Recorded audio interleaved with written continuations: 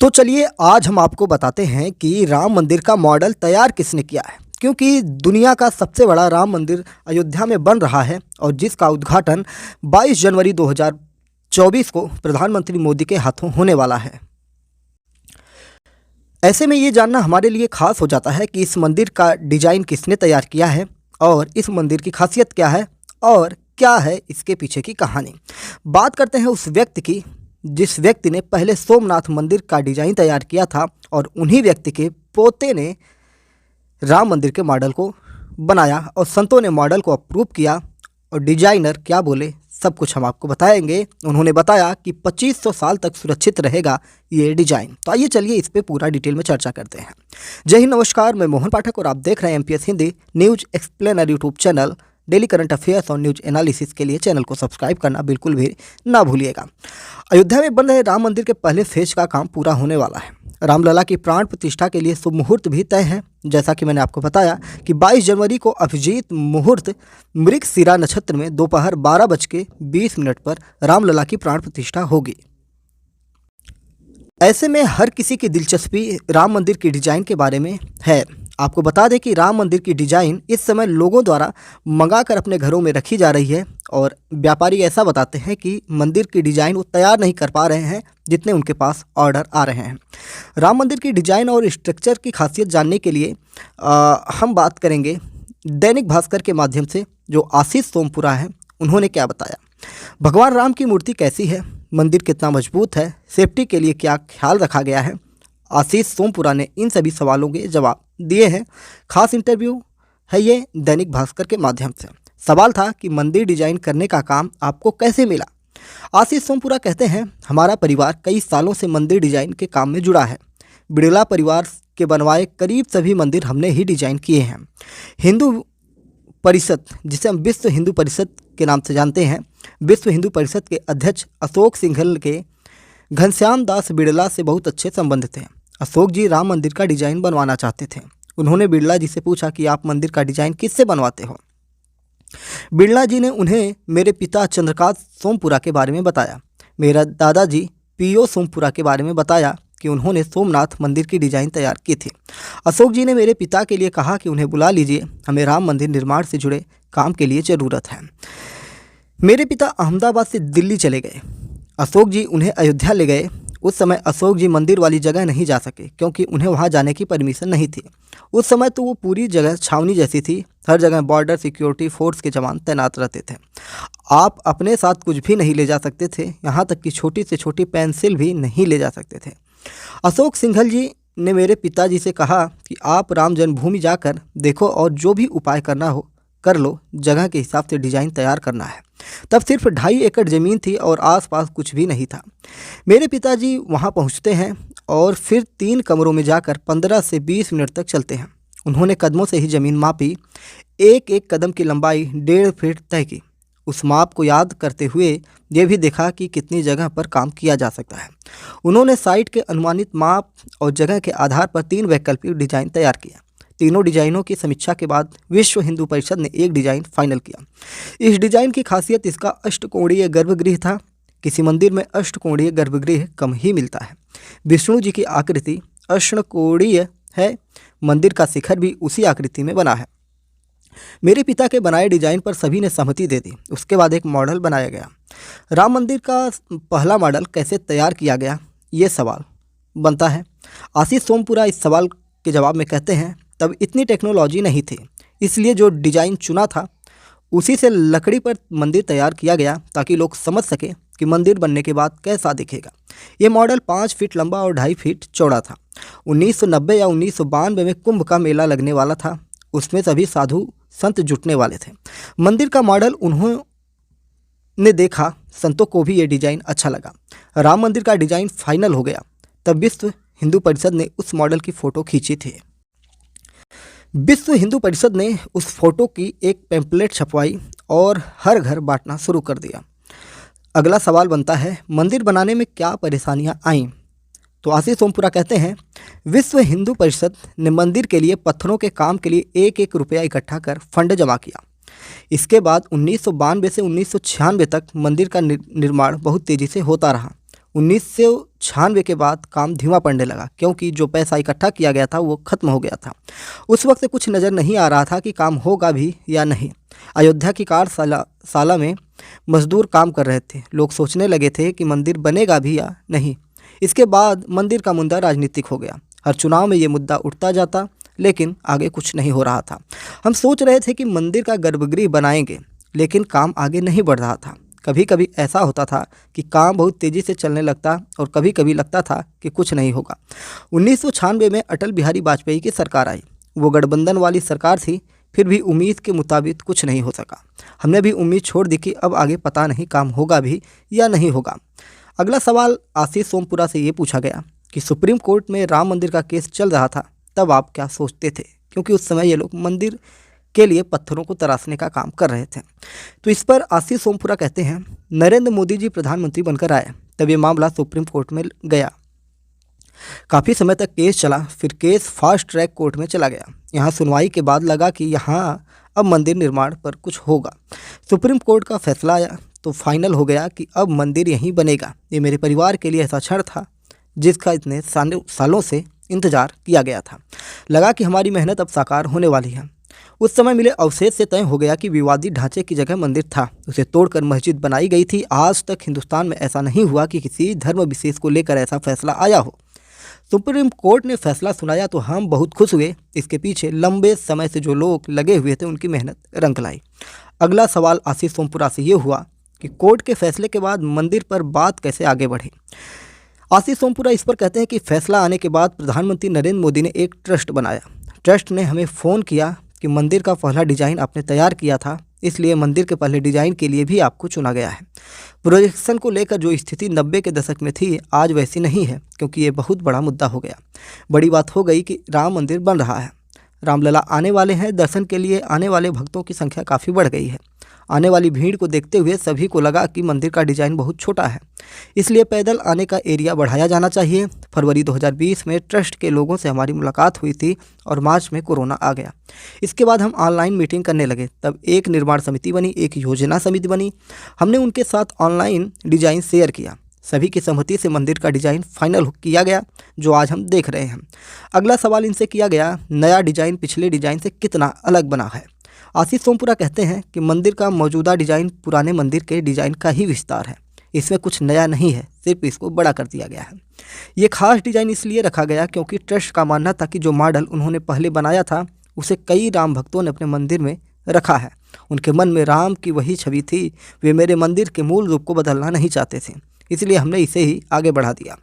राम मंदिर का डिज़ाइन बन चुका था, अप्रूवल मिल चुका था। आगे सवाल इनसे किया गया, राम मंदिर बनाने का काम कई साल से चल रहा है, क्या पुराना मटेरियल भी इस्तेमाल में किया गया है?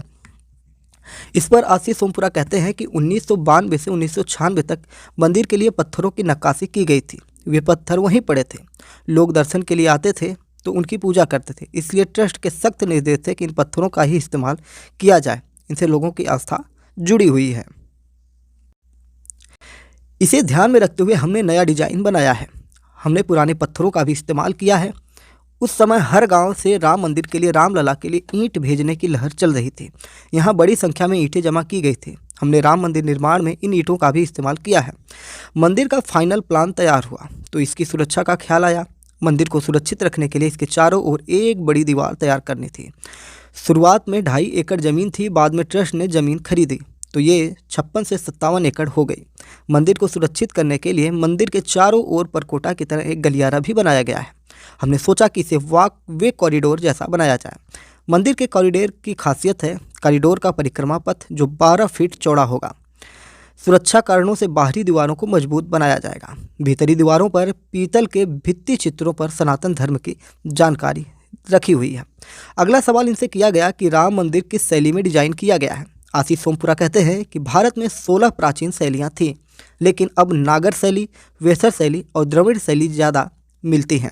गुजरात, राजस्थान, उत्तर प्रदेश और मध्य प्रदेश में नागर शैली बहुत लोकप्रिय है। वेसर शैली उड़ीसा में प्रचलित है। दक्षिण में द्रविड़ शैली का इस्तेमाल किया जाता है।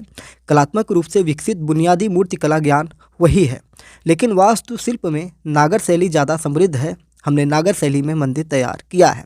यानी कि आपको अगर ध्यान में रखना हो कि मंदिर किस शैली में तैयार किया गया है तो भारत के सबसे बड़े विश्व के सबसे बड़े रामलला का मंदिर, राम जन्मभूमि पर मंदिर, विवादित ढांचे पर बने मंदिर को नागर शैली में तैयार किया गया है। हमें पुराने डिजाइन के साथ आगे बढ़ना था। हमने सोचा कि इतने सारे लोग यहाँ आएंगे, इसलिए ज़मीन का क्षेत्रफल कैसे बढ़ाया जाए। शिल्प शास्त्र के नियमों के अनुसार सामने की ओर एक मंडप जोड़ा गया था। दोनों तरफ एक एक मंडप इस तरह जोड़े गए कि वास्तुशिल्प स्वरूप को संतुलित किया जा सके। दोनों मंडपों को बढ़ाकर 5 कर दिया गया ताकि ज़्यादा से ज़्यादा संख्या में श्रद्धालुओं को ठहराया जा सके।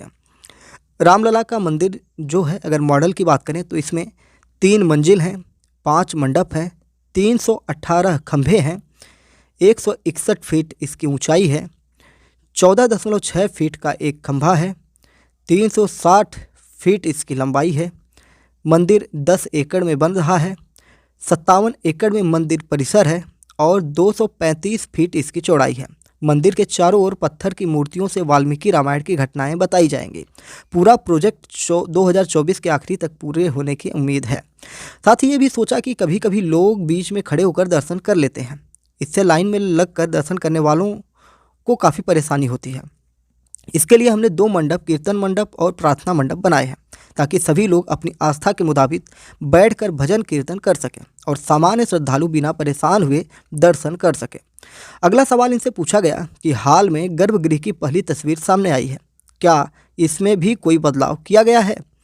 आशीष सोमपुरा कहते हैं कि गर्भगृह में कोई बदलाव नहीं किया गया है। साथ ही मंडप का जो डिजाइन पहले तय किया गया था उसे ही रखा गया है।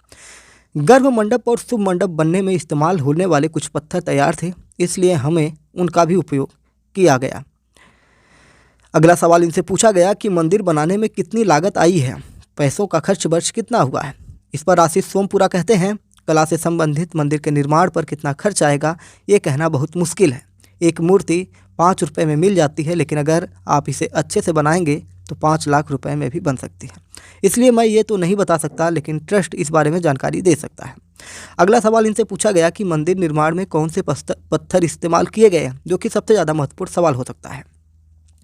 इसका जवाब देते हुए सोमपुरा ने कहा कि सबसे पहले जब मंदिर निर्माण शुरू हुआ तो 30 से 40% काम राजस्थान के बंसीपनपुर पत्थर से हुआ था। इस पत्थर को बलुआ पत्थर का राजा कहा जाता है। इस पत्थर में नक्काशी बहुत अच्छी लगती है, इसलिए उस समय यही पत्थर चुना गया। तब इतना पैसा नहीं था कि लोग सोच सके कि मंदिर संगमरमर या किसी और पत्थर से बनाया जा सकता है, इसलिए हमने नए डिजाइन में उसी पत्थर का उपयोग किया है। अगला सवाल पूछा गया कि गर्भगृह में भगवान राम के बाल रूप की कैसी मूर्ति स्थापित की जानी चाहिए। तो इसका जवाब देते हुए आशीष सोमपुरा कहते हैं, मंदिर के गर्भगृह में 51 इंच की मूर्ति रखी जाएगी। ये मंदिर रामलला का है, इसलिए भगवान के बाल स्वरूप की मूर्ति बनाने का विचार किया गया।